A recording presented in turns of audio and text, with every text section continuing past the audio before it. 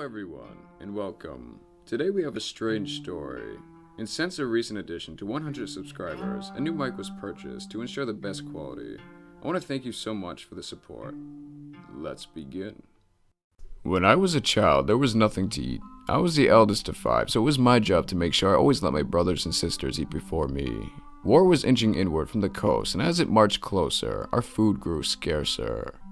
Animals fled the area, or were slaughtered and consumed in panic by other families in our village. My father was a wise and cautious man, and so he waited to slaughter the 2 chickens until fall, when grass and tree bark had become too hard to find or inedible. The other families knew we had chickens, and father stayed up all night every night to watch over them. He had killed at least one boy from a neighboring town, who had gone mad with hunger and tried to burn down our small home with a burning branch.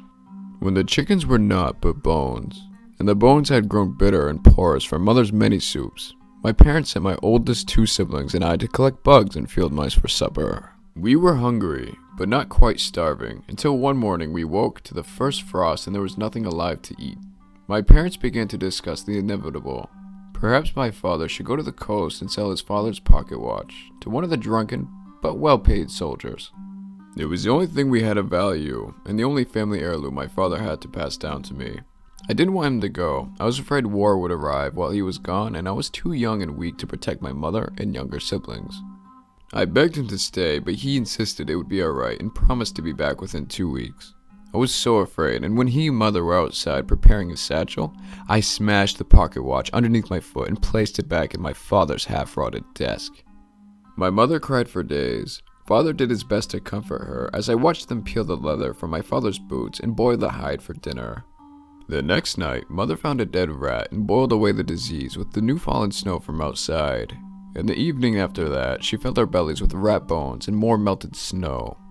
My little brother Albert kept everyone awake that night. Crying over his hunger, he begged for all the things we'd eaten when we had a garden and animals. Beef stew, white rolls, succulent corn, and spiced lamb. He made all of our stomachs moan and torture us. I soon screamed at him to be quiet, while my mother sobbed from her room.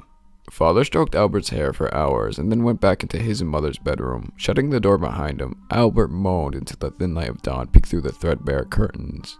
I could hear father in his room, tinkering with the watch. My hunger had long worn out my fear of the soldiers, and I silently prayed that he could repair it. Father worked on the pocket watch all through the day and into the night. Celia had found dead crickets in the walls and an abandoned bakery, and as we ate them, father emerged from his bedroom with mother right behind him. The smile on his face was one I'd almost forgotten, as I had not seen it since the day my youngest sister was born. He told us that he had repaired my grandfather's watch and that he heard the soldier encampment nearby. 3 days, he promised us. 3 days, and I will return with carrots and lamb and rolls so big they'll fill your bellies for a year. We clapped our hands in delight and ran around our small dirt-covered yard. With a glee that seemed like a foreign language to us, father said that we were all to help our mother find beautiful things in which we could dress a table with. The next morning, he gave us all a piece of rubber from the sole of our mother's shoe to chew on, and then he sent us out on our mission, kissing us goodbye and promising to be back before we'd remember he had left. We had such a fun day, gathering horseshoes and shards of broken glass. We threaded bits of twine through the horseshoes to hang above the table and tie the glass to the ends. Hoping they would shimmer in the lamplight, we returned home as soon as the sun set, happy with our day's work and eager to return for it tomorrow.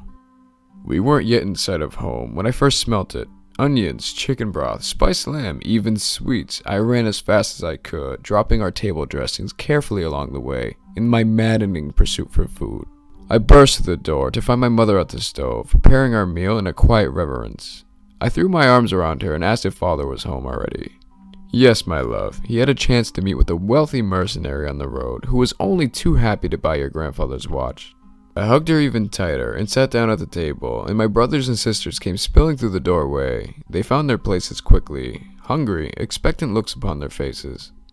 Father came out of the bedroom and took a seat at the end of the table. As mother brought over a steaming platter of spiced boiled lamb, she nodded at us, and we filled our hands with rich meat, hardly bothering with our plates. After dinner, we were set to bed with full tummies, barely a word having been said since the dinner table was set. We ate our fill the next day, and the next. But as our food stock started to dwindle, so did our mother's health. Each day bled more out of her until we were left fighting over scraps of raw meat while our mother lay weak and wilting nearby. The first night I went without food was the night that the hazy, happy ether began to lift and my memories of the past few days had become confusing. I recalled that the spiced lamb I consumed with such ferocity had been a sickly sweet, and the accompaniments I had first smelled from afar had never been brought to the table. I couldn't remember my mother eating anything in all the days since my father had returned. Instead, she sat quietly next to us at the table, staring at the pile of gray meat we consumed with such fervor. And father, I couldn't recall hearing his voice since the morning he had left for the soldier encampment. His chair sat empty, night after night, and as the peripherals of my vision formed shape, I couldn't be entirely sure he had ever been there at all, at least not since the morning he had cut pieces of rubber from mother's shoes at the table.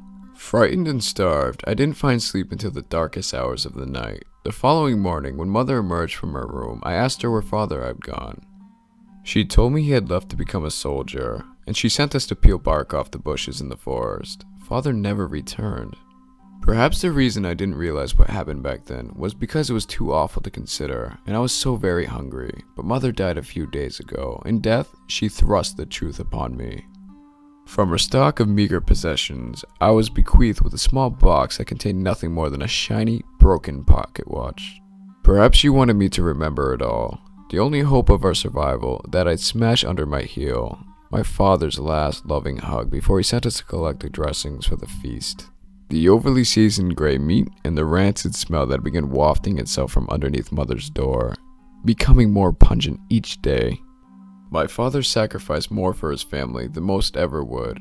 I used to lament that I had nothing to remember him by, no family heirloom to pass down to my own children.